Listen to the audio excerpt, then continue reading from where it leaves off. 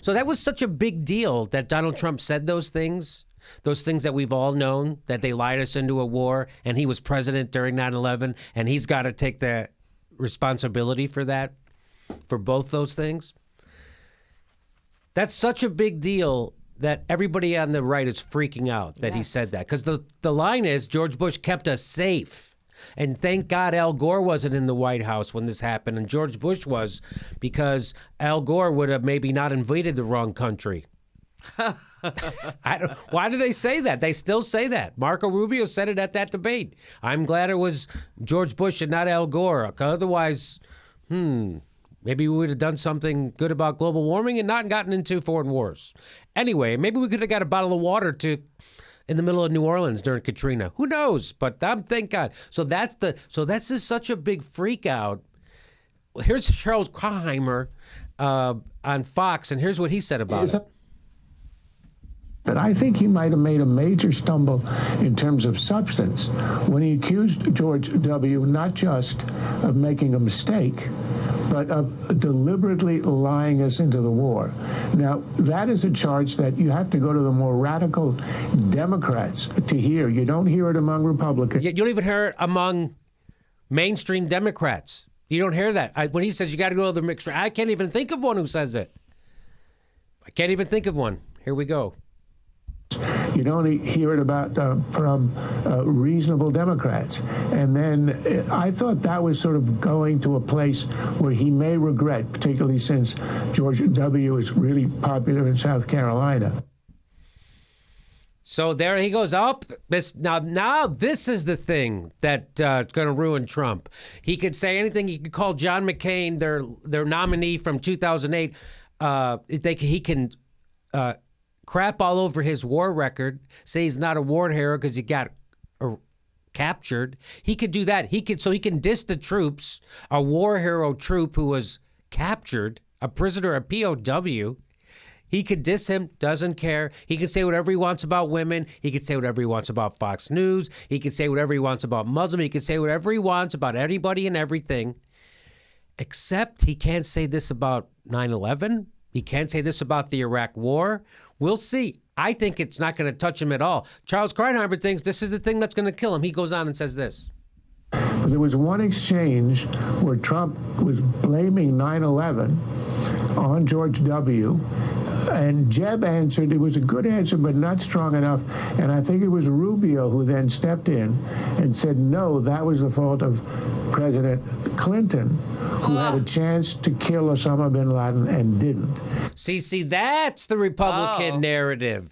It's not George Bush's fault that 9/11 happened. It was the guy who was president before him. And anything that happened after 9/11 is Barack Obama's fault. Nothing is George Bush's. Nothing is the president's fault when it happens. No.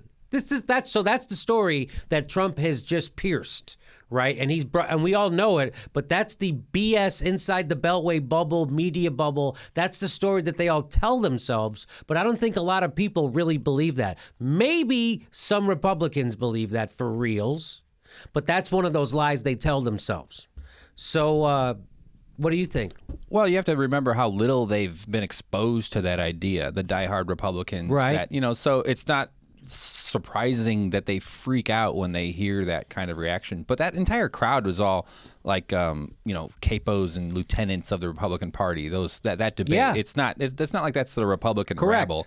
And what I'm seeing here is the bubble, the durability of this Republican bubble, and maybe it's being bruised and deflated finally from the inside because Democrats haven't been able to pop it. They haven't even tried. That's what I'm saying. That's the significance of this. It's happening at their own debate, in their own state, by their own leading candidate. Yes. And this is their event. They're producing. This isn't happening. Some wacko lefties doing this. Remember, George Bush was very unpopular in 2007. I mean, public opinion turned against him because of Iraq. Right, the most unpopular president, I think, when he left office. 2005, and that was a substantial amount of Republicans who come with some reasonableness. There are a lot of them who, and they turned against it. They saw the quagmire in Iraq, and they were getting their news from mainstream media sources, which is even with the fetish for objectivity. even then on mainstream Neutrality, news, not objectivity. They're neutral. They're not sorry, objective. yes, thank you for false equivalence and Yes. all the but bought and paid for and owned and operated by the corporations. They still didn't keep George Bush in high marks with Republicans. You know, we've done a story about how his approval ratings at the end of his term in 2008 and then now in 2016. That they're recovering. It's recovered. It's gotten better. People have this memory lapse, and it's all kind of gone away. He paints pretty nice pictures, so you got to like the guy. They forgot all about him during the GOP presidential election. Like, he was nowhere at the convention.